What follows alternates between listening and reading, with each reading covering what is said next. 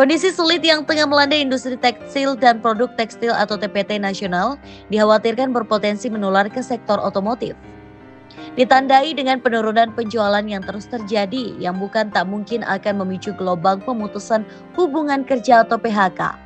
Gabungan Industri Kendaraan Bermotor Indonesia atau GAIKINDO mencatat penjualan mobil nasional bulan Agustus 2024 mencapai 76.304 unit. Angka ini naik 2.075 unit atau 2,79% dibandingkan penjualan Juli 2024 yang tercatat sebanyak 74.229 unit. Secara tahunan, penjualan di bulan Agustus 2024 anjlok 12.624 unit dibandingkan penjualan Agustus 2023 atau anjlok 14,19%. Di saat bersamaan, impor mobil yang masuk Republik Indonesia di bulan Agustus 2024 juga mengalami penurunan secara bulanan namun naik secara tahunan. Dari 10.334 unit di bulan Juli 2024 menjadi 7.971 unit di bulan Agustus 2024. Setahun lalu di bulan yang sama impor mobil tercatat mencapai 7.302 unit. Angka ini adalah data untuk impor mobil dalam keadaan terangkai utuh atau CBU. Sementara itu, ekspor mobil CBU di bulan Agustus 2024 tercatat turun jadi 39.801 unit dari sebulan sebelumnya 40.431 unit CBU. Pada Agustus 2023, ekspor CBU tercatat mencapai 46.468 unit. Sedangkan ekspor mobil CKD pada bulan Agustus 2024 turun jadi 4.268 unit dari Juli 2024 yang tercatat mencapai 5.796 unit. Juga mengalami penurunan dari setahun sebelumnya yang mencapai 4.834 unit CKD di Agustus 2024. Dan ekspor komponen turun menjadi 16,69 juta pieces di Agustus 2024 dari pencapaian Juli 2024 yang sebanyak 17,58 juta pieces. Angka ini anjlok dalam dibandingkan ekspor komponen di Agustus 2023 yang mencapai 26,23 juta pieces.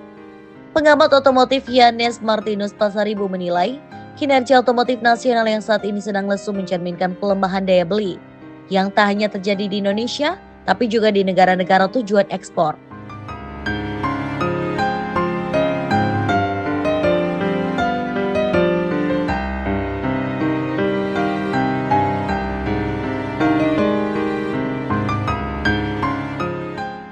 Di pasar domestik, daya beli warga Indonesia juga belum pulih sepenuhnya akibat inflasi dan suku bunga yang menekan permintaan dan produksi mobil di dalam negeri.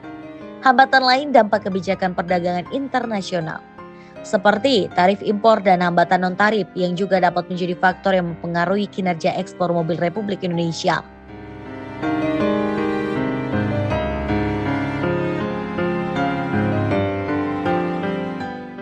Karena itu, Yanes memprediksi bukan tak mungkin kondisi di industri TPT nasional bakal menular ke sektor otomotif, di mana industri TPT saat ini sedang mengalami tekanan akibat efek domino perlambatan ekonomi di pasar ekspor, gempuran impor ilegal dan legal yang memicu gelombang PHK berkelanjutan.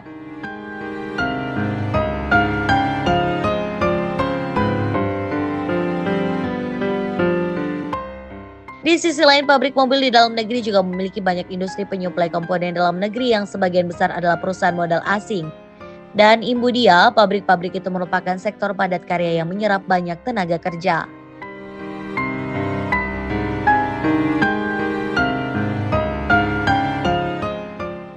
Melihat data yang ada terkait penjualan mobil, memang ini sudah diperkirakan oleh pelaku usahanya sendiri karena memasuki bulan Januari dan semua menunggu hasil pemilu, tentunya 2 bulan pertama terjadi perlambatan penjualan mobil di awal tahun 2024.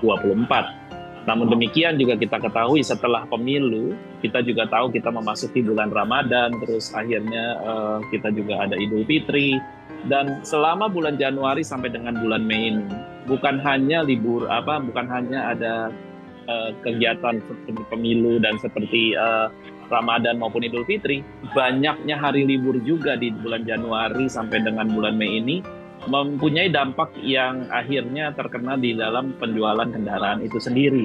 Nah, ini sebenarnya sudah diantisipasi walaupun berbagai promo-promo yang sudah banyak dikeluarkan oleh dealer misalnya dalam penjualan misalnya memang belum mampu mengangkat penjualan kendaraan roda 4 ini sendiri. Demikian Mbak Aneta. Baik, Anda lihat apa yang menjadi faktor yang membuat pelemahan ini terjadi dan apakah ini artinya target dari Gaikindo di 2024 ini berpotensi tidak tercapai? Ya, beberapa asumsi tentunya selain daripada apa yang saya sampaikan tadi, adanya pemilu, adanya liburan yang banyak, adanya beberapa peristiwa seperti bulan Ramadan dan juga Idul Fitri yang mungkin tidak full month, artinya di bulan April karena relatif kita bekerja hanya 2 minggu. Tentu kita juga banyak mendengar bahwa buying power atau daya beli menurun. Nah, daya beli ini menurun sendiri juga kita ketahui bahwa dipicu dengan kenaikan harga beras, yang di mana harga beras juga memicu kenaikan harga-harga bahan pokok lainnya, yang membuat masyarakat tentu lebih mendahului kepentingan untuk makanan dulu ya, food menjadi satu hal yang penting untuk masyarakat. Nah, sehingga mungkin adanya penundaan membeli kendaraan, dan ini juga berakibat kepada penundaan pembayaran cicilan. Karena kita ketahui bahwa dengan kenaikan harga beras kurang lebih sekitar 30-35%, dampaknya cukup signifikan, Mbak Ana. Baik, dan kalau melihat target dari Gaikindo ini baru tercapai sepertiganya dari seluruh target di tahun ini, sementara ini sudah berada di pertengahan tahun. Seberapa besar potensi Gaikindo ini akan merevisi ke bawah target tahun ini? Ya, berbicara dengan beberapa pelaku usaha juga bertanya dengan dealer bahwa apakah akan ada revisi. Bisa terjadi kemungkinan revisi ini terjadi karena target asumsi awal penjualan kendaraan misalnya di level 1 jutaan, kemungkinan harus kita akui ini akan mungkin ditutup di bawah 1 juta. Nah, revisinya seperti apa? Kami masih menunggu daripada Gaikindo ini sendiri. Dan tentunya kita tahu bahwa bulan depan bulan depan kalau nggak salah sekitar 18 Juli sampai 28 Juli akan ada pameran Gaikindo. Harapannya tentunya ini bisa boosting up ya penjualan dan mengejar ketinggalan selama 5 bulan kemarin atau 6 bulan juga lah, ini bulan 6 sudah setengah bulan ya sekarang ya. Nah, ini yang menjadi harapannya daripada semua pelaku usaha. Namun tetap apa yang Mbak Aneta sampaikan, pastinya kemungkinan mencapai angka 1 juta, hampir sebagian pelaku usaha mengatakan sangat berat.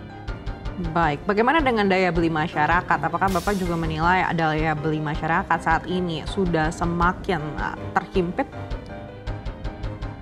Ya, tadi seperti yang saya sampaikan bahwa data sendiri atau berbagai banyaknya asumsi-asumsi ataupun analisa-analisa dari para ekonom kita bahwa daya beli masyarakat ini memang dampaknya sangat berat terkait kenaikan harga beras dan harga bahan-bahan pokok lainnya, yang dimana tentunya masyarakat lebih mengutamakan food atau makanan itu sangat penting, food and lodging ya, sangat penting untuk kehidupan dulu sebelum misalnya membeli kendaraan atau hal-hal lainnya. Bagaimana dengan suku bunga, Pak Suwandi? Kalau suku bunga ini sendiri tentu saya tidak melihatnya sangat adanya pengaruh yang sangat tinggi terkait dengan misalnya bisnis pembiayaan. Pertama, dengan kenaikan suku bunga The Fed ataupun suku bunga acuan Bank Indonesia tidak akan mempengaruhi debitur yang sedang berjalan atau sedang dalam pembiayaan, karena di dalam pembiayaan kendaraan bermotor, mobil maupun motor, ataupun alat berat tidak pernah akan terjadi adjustment terhadap kenaikan ini sendiri. Adjustment baru terjadi kalau misalnya pembiayaan baru masuk, adanya aplikasi baru masuk, tentunya akan ada kenaikan suku bunga ini sendiri. Namun kenaikan suku bunga saya rasa mungkin tidak begitu besar saat ini. Para pelaku usaha jasa pembiayaan juga tidak serta-merta menaikkan suku bunga. Kalaupun ada, paling hanya sekitar 25 sampai